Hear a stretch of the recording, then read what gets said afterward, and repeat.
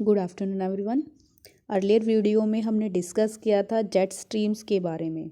Okay, jet streams जो है approximately 27 degree से लेकर 30 डिग्री नॉर्थ लैटिट्यूड तक पाई जाती हैं। Okay, these jet streams are located approximately 27 degree to 30 degree north latitude, therefore they are known as, इसीलिए इन्हें सब ट्रॉपिकल वेस्टर्ली जेट स्ट्रीम भी कॉल किया जाता है। Over India these jet streams blow south of the Himalaya. ठीक है, India के अंदर ये जेट स्ट्रीम्स जो हैं हिमालय के साउथ में ब्लो करती हैं।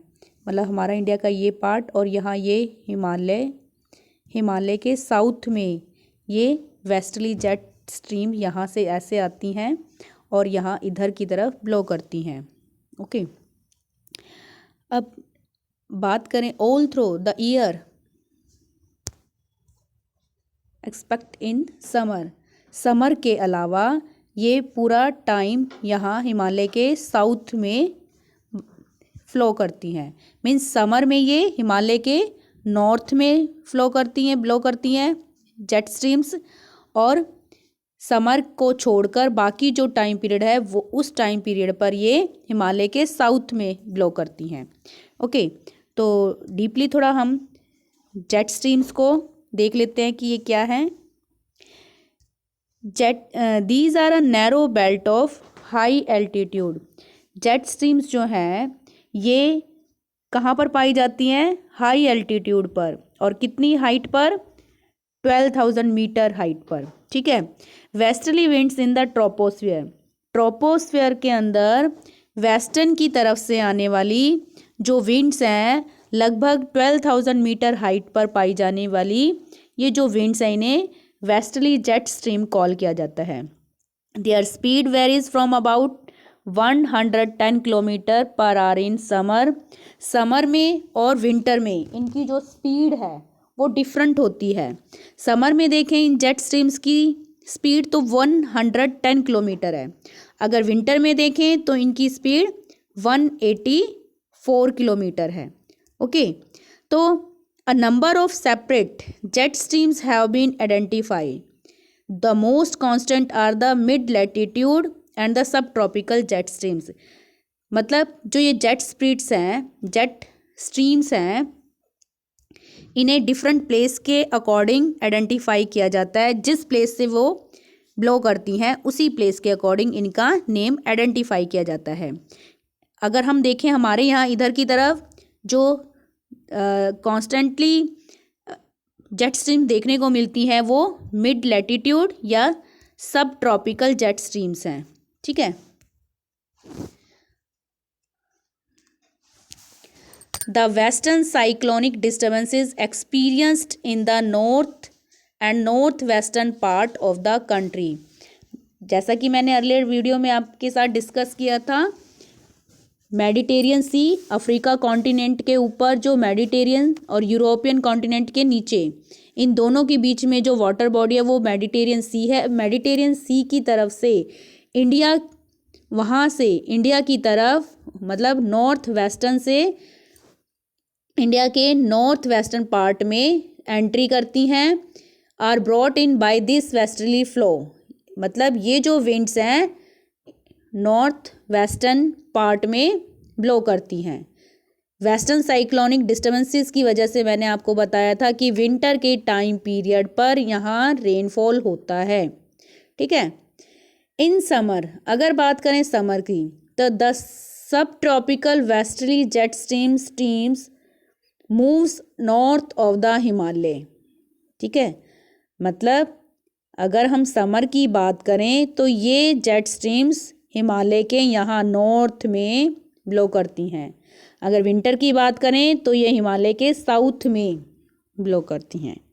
ओके, द सब tropical westerly jet stream move north of the Himalaya with the apparent movement of the sun. Apparent movement of the sun का मतलब यहाँ पर सन की मूवमेंट नहीं होती, मूवमेंट होती है अर्थ की।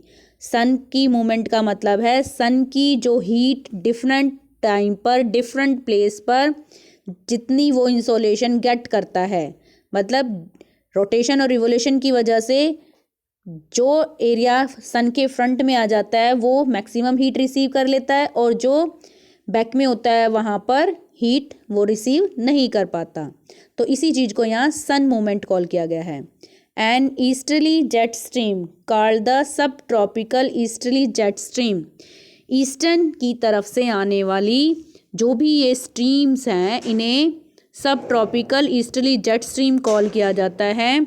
ये stream blow over peninsular India, ये पेनिनसुलर इंडिया में इंडिया का जो पार्ट है उसमें ब्लो करती हैं approximately over 14 degree north during the summer months. और कहाँ तक? लगभग 14 डिग्री जो लैटिट्यूड है समर मंथ में वहाँ तक ये ब्लो करती हैं। ये इंडिया का जो पार्ट है, ठीक है, हिमालय वाला, तो इसके यहाँ से ईस्ट से आने वाली जो विंड्स हैं इन्हें ईस्टर्ली जेट स्ट्रीम कॉल किया जाता है। बट जैसे कि जब हमने लेसन रीड कर रहे थे बताया था कि अगर ये विंड्स इन्हीं का इफ़ेक्ट रहता तो इन विंड्स, अगर सिर्फ यही विंड्स यहाँ इंडिया में एंट्री करती और इन्हीं का इफ़ेक्ट अगर रहता तो यहाँ पर रेनफॉल नहीं होता, ड्राई होता। लेकिन हमारे इंडिया में वेस्ट की तरफ से आने वाली विंड्स विंटर में रेनफॉल कर देती हैं, और इंडिया के साउथ इधर की तरफ से, इंडिया के साउथ वेस्ट की तरफ से आने वाली जो विंड्स हैं यहाँ पर मॉइस्चर लेकर आती हैं और हमारे इंडिया में रेनफॉल कर देती हैं। अब बात आती है वेस्टर्न साइक्लोनिक डिस्टर्बेंसेस की। The western cyclonic disturbances are weather phenomena of the winter months brought in by the westerly flow from the Mediterranean region. अभी जैसा कि मैंने आपको बताया था वेस्टर्न साइक्लोनिक डिस्टर्बेंसेस क्या है, मेडिटेरियन रीजन के आसपास वाले जो एरिया हैं वहाँ के क्लाइमेट को वो बैडली अफेक्ट करती है। लेकिन हमारे इंडिया के क्लाइमेट का इसको, हमारे इंडिया के वेदर में इसको फ़ायदा होता है। मतलब इन मेडिटेरियन रीजन की तरफ से, वेस्टर्न की तरफ से, वेस्टर्न साइक्लोनिक डिस्टर्बेंसेस की तरफ की वजह से जो विंड्स हमारे इंडिया में एंटर करती हैं उनसे हमारे इंडिया में विंटर के टाइम पीरियड पर रेनफॉल होता है। और विंटर में रेनफॉल होना हमारी जो विंटर में क्रॉप ग्रो की जाती है उसके लिए बेनिफिट होता है, ठीक है। दे यूजुअली, जैसा कि हमने देखा भी है कि वीट की उस टाइम पीरियड पर विंटर में क्रॉप होती है, और ये जो विंटर वाली रेनफॉल है हमारे वीट की क्रॉप्स के लिए बहुत बेस्ट होती है। They usually influence in the weather of the north and north western region of India. Tropical cyclones occur during the monsoon as well as in October. Tropical cyclones जो होते हैं ये मानसून और अक्टूबर के और नवंबर के टाइम पीरियड पर आते हैं, and are part of the easterly flow की तरफ से, ईस्टर्न की तरफ से, ठीक है। These disturbances affect the coastal region, और ये जो डिस्टर्बेंसेज जो ईस्टर्ली फ्लो होता है इसकी वजह से जो कोस्टल रीजन, कंट्री का जो कोस्टल रीजन है वो बैडली अफेक्ट हो जाता है। अब उस कौन से कोस्टल एरिया हमारे इंडिया के अफेक्ट होते हैं इसकी वजह से? उड़ीसा और आंध्र प्रदेश, ठीक है। यहाँ की तरफ इनकी वजह से नेचुरल डिज़ास्टर, मतलब जैसे फ्लड वगैरह आ गया, इन ईस्टर्ली विंड्स की वजह से ही जो ये मतलब ट्रॉपिकल जो साइक्लोन्स आए, इन साइक्लोन्स की वजह से फ्लड वगैरह यहाँ हमारे इंडिया के उड़ीसा और आंध्र प्रदेश में आ जाती हैं। अब देखते हैं next, Indian monsoon. The climate of India is strongly influenced by the monsoon wind. India का जो क्लाइमेट है वो किसकी वजह से सबसे ज़्यादा प्रभावित है, इन्फ्लुएंस है? मानसून विंड की वजह से, जो साउथ वेस्ट, इंडिया के साउथ वेस्ट से आती हैं उनकी वजह से। The sailors who came to India in historic times were one of the first to have notice the phenomena of the monsoon. अरब की तरफ से, अब जो हमारा इंडिया का ये वाला पार्ट है यहाँ से जो अरेबियन सी है, ठीक है, इसके वेस्ट की तरफ से, और मतलब जो अरब वाला प्लेस है वहाँ से जो भी सेलर्स यहाँ आए उन्हें इन विंड्स का फ़ायदा हुआ। क्यों? उनकी मान लीजिए यहाँ शिप थी तो उन विंड से, ये विंड जो थी इधर की तरफ मूव कर रही थी, इन्हें इंडिया की तरफ ही जाना था। तो जब कोई विंड हमारे आगे ले जाने में जब हमें हेल्प करती है तो मीन्स वो हमारे लिए यूज़फुल है, ठीक है। तो जब ये मतलब इंडिया में इधर की तरफ रेनी सीजन के टाइम पीरियड पर ये इधर की तरफ एंटर करते हैं तो इनको यहाँ से आने में इंडिया में बेनिफिट होता था। और जब ये यहाँ से ट्रेडिंग का अपना जो भी इनको सामान खरीदना होता था लेकर चले जाते, तो उस लौटते वक्त इन्हें ये जो विंड्स होती थी ये इधर की डायरेक्शन में चेंज हो जाती थी। जैसा कि मैंने आपको बताया था, मॉनसून का मतलब क्या है? Reversal of monsoon winds, monsoon winds का रिवर्स हो जाना। तो ये इधर की तरफ मूव करती थी। अब जब ये इधर से चलते तो फिर ये इनको इधर की तरफ पुश कर देती थी ये विंड्स। तो इन विंड्स का इनको बहुत फ़ायदा हुआ और इसीलिए इन्होंने इन विंड्स का नाम मॉनसून विंड्स रख दिया। मॉनसून विंड्स, मॉनसून जो शब्द है वर्ड, वो एक अरेबिक वर्ड मौसम से लिया गया है जिसका मतलब है सीज़न। ठीक है, मतलब कौन सा सीज़न? जिसमें मॉनसून विंड्स की डायरेक्शन रिवर्स हो जाती है, चेंज हो जाती है, अपोजिट हो जाती है। अभी इधर चल रही थी तो बाद में वो फिर इधर की तरफ, ठीक है, इस तरह से reverse. They benefited from the reversal of the wind system. इन विंड सिस्टम के रिवर्स होने का इन्हें, इन ट्रेडर्स को बेनिफिट मिला। As they came by sailing ships at the mercy of winds, क्योंकि इनकी शिप्स जो हैं वो फ्लो करने में, आगे की तरफ फ्लो करने में इन विंड्स पर डिपेंड थी। The Arabs who had also come to India as traders named this seasonal reversal of the wind system monsoon. अरब से आने वाले जो ट्रेडर थे उन्होंने इंडिया के अंदर इन ट्रेड्स विंड्स को, सीजनल रिवर्सल विंड्स को मॉनसून कॉल किया। ओके, जैसा कि हम इस मैप के अंदर देख सकते हैं, यहाँ से आने वाले ये जो विंड्स थी ये इन्हें इंडिया में ईज़िली पहुंचा देती थी। लेकिन जब सामान खरीद कर इनका लौटने का टाइम होता तो यही विंड्स इन्हें, ये विंड्स जो है इस डायरेक्शन में अपोजिट हो जाती थी। तो ये फिर इन्हें इनकी कंट्री में पहुंचने में हेल्प करती थी। Okay, the monsoon are experienced in the tropical area roughly between 20 degree north and 20 degree south. To understand the mechanism of the monsoon, the following facts are important. देखिए, अब इंडिया के अंदर जो मॉनसून एक्सपीरियंस्ड होता है वो tropical area में होता है और ये जो एरिया है लगभग किसके नियर अबाउट पड़ता है? 20 डिग्री नॉर्थ और 20 डिग्री साउथ। ठीक है, तो ये जो इक्वेटर के 20 डिग्री नॉर्थ और 20 डिग्री साउथ में ये जो एरिया था, इस ट्रॉपिकल एरिया में, इस ट्रॉपिकल एरिया के बीच में जो भी हीट, सन की हीट की वजह से चेंजेस होते हैं उसका इफ़ेक्ट हमारे इंडिया के मॉनसून, इंडिया के क्लाइमेट पर पड़ता है, इंडिया के वेदर को चेंज करता है ये। ठीक है, इसीलिए हमारे इंडिया का जो क्लाइमेट है वो मॉनसून टाइप माना जाता है। ठीक है, मॉनसून मतलब विंड्स की डायरेक्शन के अकॉर्डिंग वेदर का चेंज होना। ओके, तो इस पूरे मैकेनिज़्म को, क्लाइमेट या मॉनसून के विंड की डायरेक्शन के जो भी मैकेनिज़्म है, इसको समझने के लिए हमें कुछ ये इम्पॉर्टेंट फैक्ट्स रीड करने पड़ेंगे और इसके बेसिस पर हम देख सकेंगे कि किस तरह से चेंज होता है।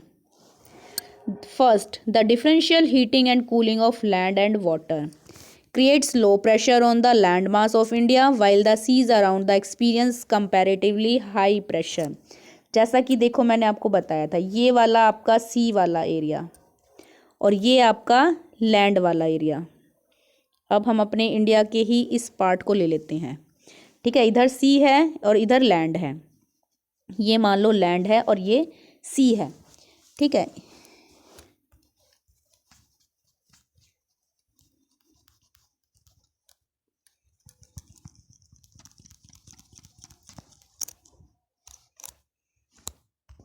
तो देखिए ये जो है सी का, जैसा कि मैंने आपको बताया था, सी पर हाई प्रेशर बनेगा। ठीक है, और यहाँ लैंड पर लो प्रेशर। अब ये जो हाई और लो प्रेशर के कारण, ये हाई लो प्रेशर बना किस वजह से? टेम्परेचर की वजह से। ठीक है, अब लैंड जो है, लैंड वाला पार्ट वो जल्दी गर्म हो जाता है और जल्दी गर्म हो जाता है तो यहाँ पर हीट होती है तो वो हीट के कारण ऊपर की तरफ राइज करती है विंड्स। अब वो विंड ऊपर की तरफ राइज करेगी तो यहाँ लो प्रेशर बनाएगी। अब यहाँ पर हाई है तो हाई से लो प्रेशर की तरफ मूव करती है विंड्स, ठीक है।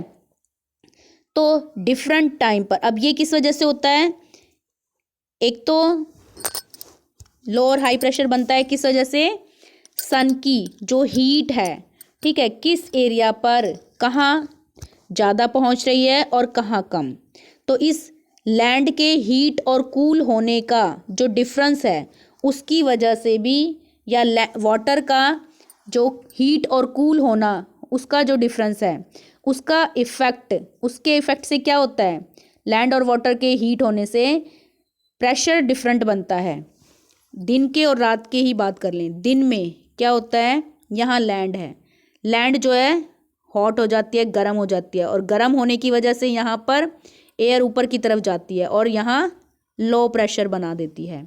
अब सी की बात करें, दिन भर ये जो सी का वाटर है क्या होता है, दिन में तो ठंडा रहता है लेकिन पूरा दिन ये इस हीट को ऑब्जर्व कर लेता है अपने अंदर, और रात को ये गर्म हो जाता है वाटर। दिन में तो क्या करेगा, यहाँ हाई प्रेशर बनेगा, ठीक है, ठंडा होता है वाटर इसलिए। लेकिन रात में, नाइट में क्या हो जाता है, नाइट में अपोजिट हो जाता है, यहाँ लो प्रेशर बन जाएगा और यहाँ लैंड उतनी ही जल्दी, जितना जल्दी दिन में गर्म हुई उतना ही जल्दी रात में ठंडी भी हो जाएगी। तो ठंडी हो जाएगी तो यहाँ पर हाई प्रेशर, जहाँ कूलनेस होगी वहाँ हाई प्रेशर बनेगा, और जहाँ हॉटनेस होगी वहाँ लो प्रेशर बनेगा, ठीक है। तो जो हीट और कूलिंग की वजह से लो और हाई प्रेशर बनता है लैंड और वाटर पर, उसके डिफरेंस की वजह से भी हमारे इंडिया के क्लाइमेट में चेंजेस आ जाते हैं। हमारे इंडिया का जो वेदर है, समर, हमारा जो सीज़न है वो समर, विंटर, रेनी सीज़न, इनमें डिवाइड हो जाता है। नेक्स्ट आता है the shift of the position of inter tropical convergence zone. अब जो इक्वेटर है इसके 5 डिग्री नॉर्थ, ठीक है, यहाँ पर ITC-Z, इस वाले एरिया को ITC-Z बोलते हैं, इंटर ट्रॉपिकल कन्वर्जेंस जोन, ठीक है। अब देखिए ये ट्रॉपिक एरिया तो है ही, ओके, तो अब इसको इंटर ट्रॉपिकल कन्वर्जेंस जोन क्यों बोलते हैं, अब इसको समझिए। इन समर, समर में क्या होता है, समर है, अब मीन्स ये वाला एरिया तो जो है मैक्सिमम हीट रिसीव करता ही है, और समर की बात हो रही है तो यहाँ पर क्या होगा, हॉटनेस होगी, हॉटनेस होगा तो यहाँ की एयर कैसी होगी, लाइट वेट होगी, लाइट वेट होगी तो मीन्स यहाँ पर प्रेशर लो प्रेशर बनेगा, ठीक है। In summer over the Ganga plain, this is the equatorial trough normally positions about 5 degree north of the equator, equator से 5 डिग्री नॉर्थ की तरफ, okay. It is also known as the monsoon trough during the monsoon season, इस area को monsoon trough भी call किया जाता है monsoon season के दौरान, ठीक है। मानसून विंड्स का मैंने आपको बताया था, साउथ वेस्ट से आने वाली जो विंड्स हैं उनको, उनका इफ़ेक्ट जो है हमारे इंडिया के क्लाइमेट पर पड़ता है, और साथ में जो हमारे ये जो एरिया है ये वाला हमारे इंडिया के साउथ में पड़ता है, ठीक है। तो इसकी वजह से जब इक्वेटर से गंगा प्लेन की तरफ ये मूव करती हैं विंड्स इस तरह से, तो वो अपने साथ ऊपर की तरफ क्या लेकर जाती हैं, अगर ये किसी वार्म एरिया से हैं तो ये लो प्रेशर बनाती हैं, ठीक है। तो इसका भी इफ़ेक्ट, ट्रॉपिकल जो एरिया है इसका भी इफ़ेक्ट पड़ता है, ठीक है।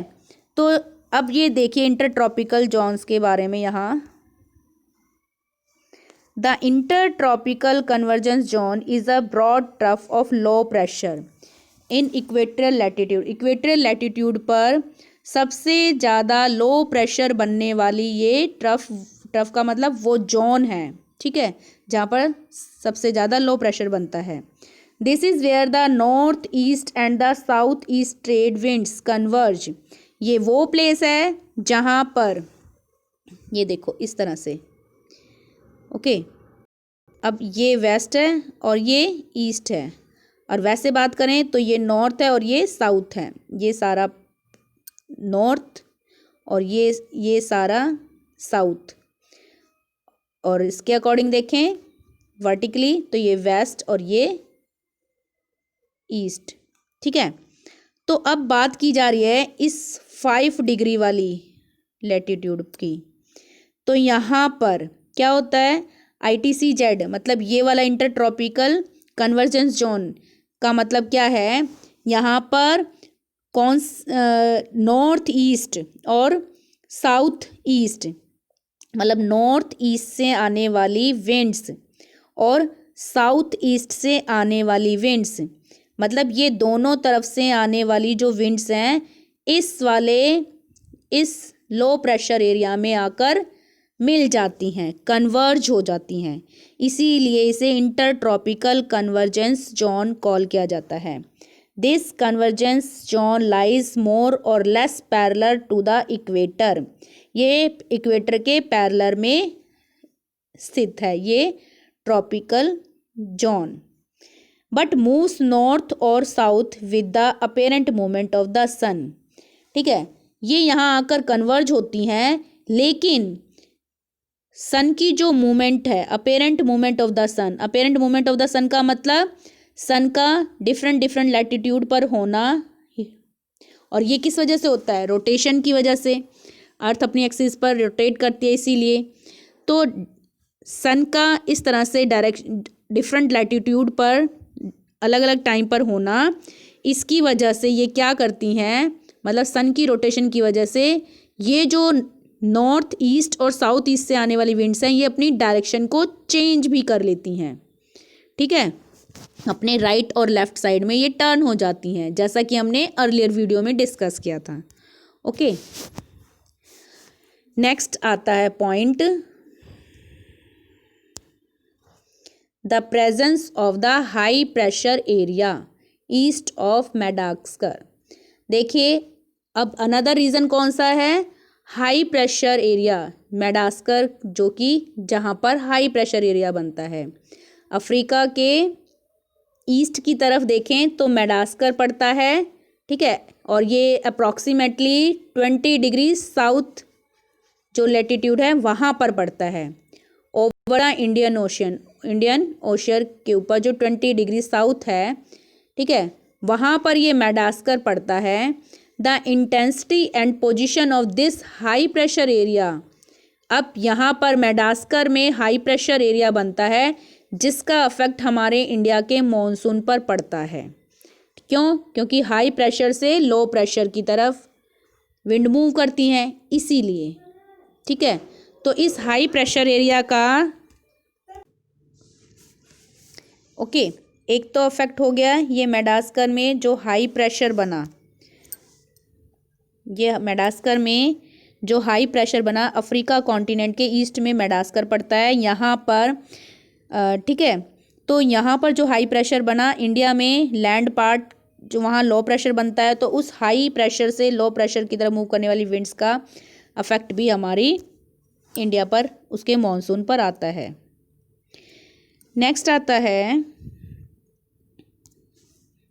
The Tibetan plateau gets intensely heated, ये हिमालय पार्ट और यहाँ ये चाइना, यहाँ पर तिब्बतन प्लेट्यू है। अब ये तिब्बतन प्लेट्यू जैसा कि हम जानते हैं ये प्लेट्यू बहुत ज़्यादा समर में हीट गर्म हो जाता है, जिसका रिजल्ट क्या निकलता है, यहाँ से जो strong vertical air currents flow करती हैं ना वो वार्म होती हैं, गर्म होती हैं, और हमें पता है ये जो गर्म एयर करंट होती है वो क्या बनाएगी, लो प्रेशर बनाएगी। तो ये जो है इस पूरे प्लेट्यू एरिया में अबाउट 9 किलोमीटर सी का जो लेवल है उससे ऊपर 9 किलोमीटर अबाव तक क्या बनाती हैं, लो प्रेशर। इस लो प्रेशर का भी हमारे इंडिया पर अफेक्ट पड़ता है, हमारे इंडिया के क्लाइमेट पर। ओके, अब आता है next, the movement of the westerly jet stream to the north of the Himalaya and the presence of the tropical easterly jet stream over the Indian peninsula during summer. अब जो ये movement होती हैं, अभी हमने डिस्कस की थी वेस्टर्ली जेट स्ट्रीम और ईस्टर्ली जेट स्ट्रीम्स का, तो ईस्टर्न और वेस्टर्न से आने वाली जो जेट स्ट्रीम्स हैं हिमालय के नॉर्थ में और साउथ में जो ये ईस्टर्ली और वेस्टर्ली जेट स्ट्रीम्स फ्लो करती हैं, इनका भी इफ़ेक्ट हमारे इंडिया के क्लाइमेट पर पड़ता है। ठीक है, जैसे मान लीजिए ये हिमालय। ओके, अब ये जो है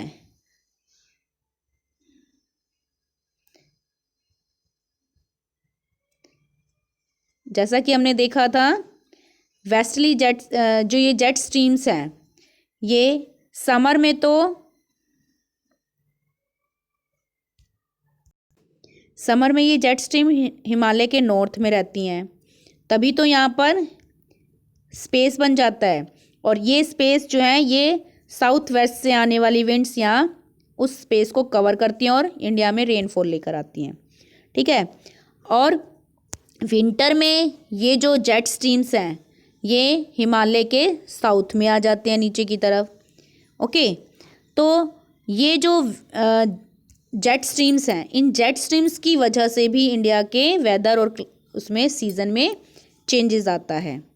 okay, next, apart from this, इनके अलावा it has also been notice that changes in the pressure condition over the southern ocean also affect the monsoon. इनके अलावा मतलब जेट स्ट्रीम्स के अलावा या तिब्बतन प्लेट्यू के या मेडागास्कर में जो हाई प्रेशर बना उसकी वजह से या आईटीसी जेड की वजह से जो चेंजेस आए वो तो है ही, इनके अलावा जो सदर्न ओशन है, ठीक है, उसके ऊपर जो प्रेशर बनता है, उस प्रेशर से जो चेंज आता है उसका भी अफेक्ट हमारे इंडिया के मानसून पर पड़ता है। Normally when the tropical eastern south Pacific ocean experiences high pressure, the tropical eastern Indian ocean experiences low pressure. ठीक है, मतलब जो साउथ पैसिफिक ओशन में हाई प्रेशर बनता है जिस टाइम पर, तो उस टाइम पर इंडियन ओशन में लो प्रेशर क्रिएट होता है। तो जब एक तरफ हाई बन रहा है एक तरफ लो बन रहा है, तो हाई और लो प्रेशर का जो कांटेक्ट होता है, हाई से लो प्रेशर की तरफ विंड मूव करती है, तो इसका इफेक्ट भी हमारे इंडिया के मॉनसून पर पड़ता है। But in certain year there is a reversal in the pressure condition and the eastern Pacific has lower pressure in comparison to the eastern Indian ocean. लेकिन देखिए क्या होता है, there is a reversal in the pressure का reversal होना, कभी high से low, मतलब एक पर्टिकुलर टाइम पीरियड पर हाई प्रेशर बनना, फिर उसका वहाँ पर लो प्रेशर बनना, इसी तरह से ईस्टर्न पैसिफिक में लो प्रेशर बनना, फिर जो ईस्टर्न इंडियन ओशन है और जो ईस्टर्न पैसिफिक ओशन है उसके प्रेशर में चेंज होने की वजह से जो एक चेंज आता है प्रेशर में, ठीक है, उसका भी हमारे क्लाइमेट पर अफेक्ट पड़ता है। और इस पीरियोडिक चेंज इन प्रेशर के अंदर जो एक समय के बाद चेंज आ जाता है, ठीक है, उस कंडीशन को सदर्न ऑसिलेशन या एसओ कॉल करते हैं। ओके, जो प्रेशर के अंदर प्रेशर कंडीशन में जो चेंज आता है उसे सदर्न ऑसिलेशन कॉल किया जाता है। The difference in pressure over Tahiti Pacific Ocean में जो तेहटी प्लेस है वहाँ के प्रेशर में and Darwin in northern Australia, Indian Ocean पर जो ये डार्विन है नॉर्दर्न ऑस्ट्रेलिया, यहाँ पर जो प्रेशर है उसको ऑब्जर्व किया जाता है और उसके बेसिस पर ही प्रिडिक्ट किया जाता है कि मॉनसून की जो इंटेंसिटी होगी, मॉनसून कितने अमाउंट में होगा, ये इन सभी जो प्रेशर है ना उस प्रेशर के बेसिस पर ही, डिफरेंट जो प्रेशर होता है उसके बेसिस पर भी ये रिज़ल्ट निकाला जाता है, प्रिडिक्शन की जाती है कि कितना रेनफॉल होगा। If the pressure difference were negative, अगर प्रेशर जो है नेगेटिव हो, बिल्कुल भी प्रेशर में चेंजेस ना हो, तो it would mean below average and let monsoon. इसका मतलब होता है जब प्रेशर में ज़्यादा डिफरेंस नहीं होता, अंतर नहीं होता, तो रेनफॉल कम होता है या बहुत लेट आती है। A feature connected with the SO is the El Nino.